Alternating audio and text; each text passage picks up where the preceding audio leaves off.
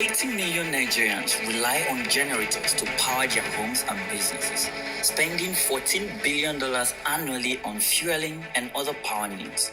Now, this is a huge problem because the government said it has spent over 11 trillion naira on power between 1999 and 2015.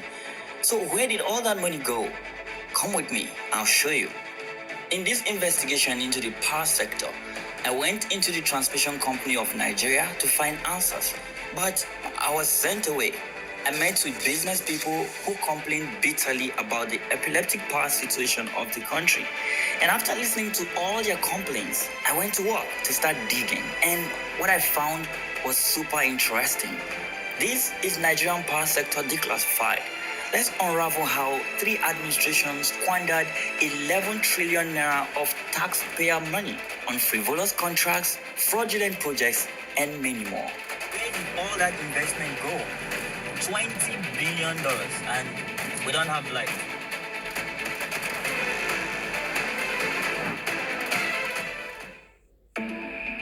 So we're making this video on the power sector, and wait, am I supposed to be looking at myself or at the lens? I have a lot of questions, and hopefully I get some answers for you. So come with me.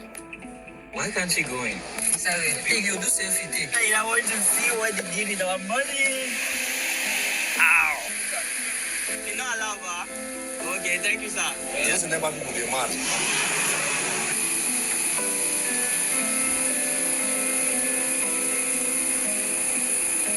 If you think that I don't eat carbs, you're wrong. This is one perk that comes with staying in Nigeria.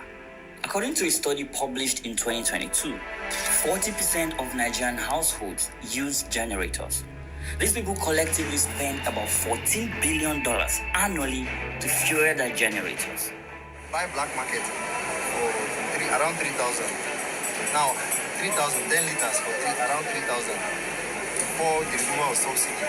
And now that's the subsidy, 3,000 can no longer buy you 10 liters. If you have to turn on the gen for the whole day, you spend about 10,000 for fuel. So apparently, the Nigerian government said it has invested about $20 billion. That's over the last decade in the power sector alone. So I wanted to know why Nigerians are still living like this. That's not easy for us. Like bread where they say if I carry load from here to here, they'll collect me 200. Maybe the gain of bread, maybe now 1-2. Going and coming, I will pay 400 and I go still buy later. I know they're easy. I'm going to this filling station. I just found queue in the filling station around my area. So I want to check and see why there is a lot of queue there, because the NNPC said that there is enough fuel to go around. So I don't know why people are still queuing up here. Let's go find out. So I wonder why people are rushing to this place.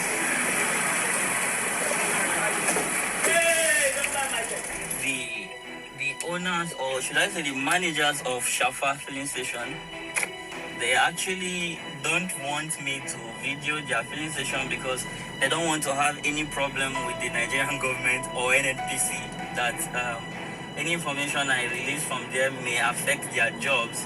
So I don't know why they have problem with me capturing the queue they have in their filling station. According to the World Bank, only about 45% of Nigerians have access to grid electricity, and those who do face an average of 32 hours of power outages per month. The easy way of explaining the problem here is the same old cliche, which is corruption. But after going through these dozens of documents right here, these are reports from the National Assembly investigations and talking to stakeholders in the industry, I think there's something more fishy going on here. It's not something I can verify, but it's a rumor I've heard that people in power who manufacture and import generators from other parts of the world are in bed with the power sector of the country to make sure that power does not work so their business can move.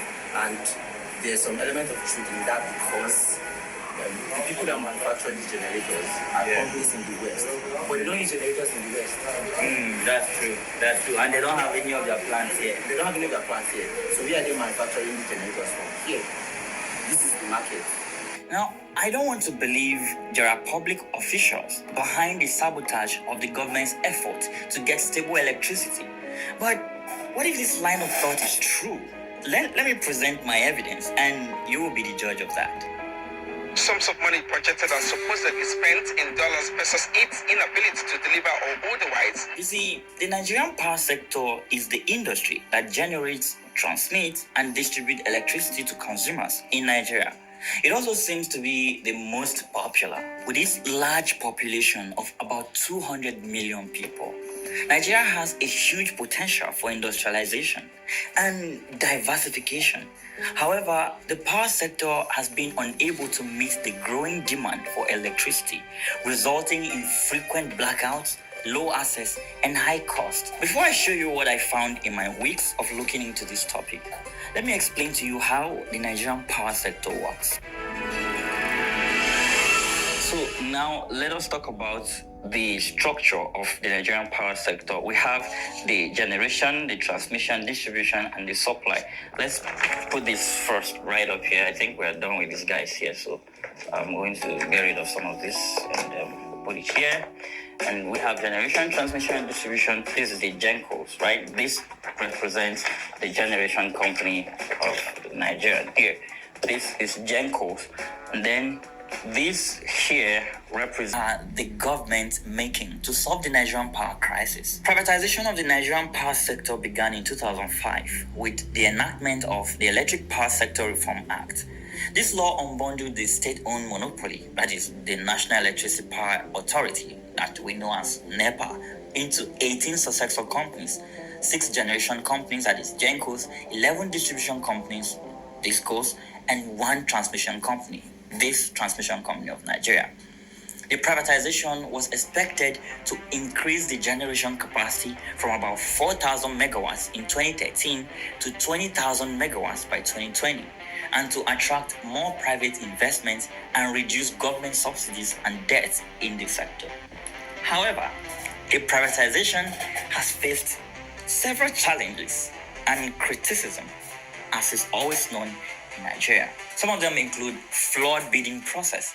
Some of the bidders were allegedly favored or disqualified based on political or personal interest rather than technical or financial competence. Some of the bidders also made unrealistic or erroneous assumptions about the sector's performance and potential.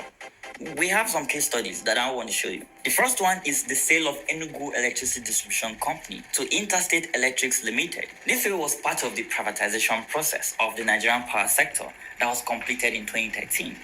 Interstate Electrics Limited emerged as the preferred bidder for Enugu. I found out this documentary is very educative, very interesting, and I decided to show it to us, my friends. I want you to go and watch it. It's on Jude Bela, Jude Bela's channel on YouTube. Is the Jude Bela is this young guy here. Please, I'd like you to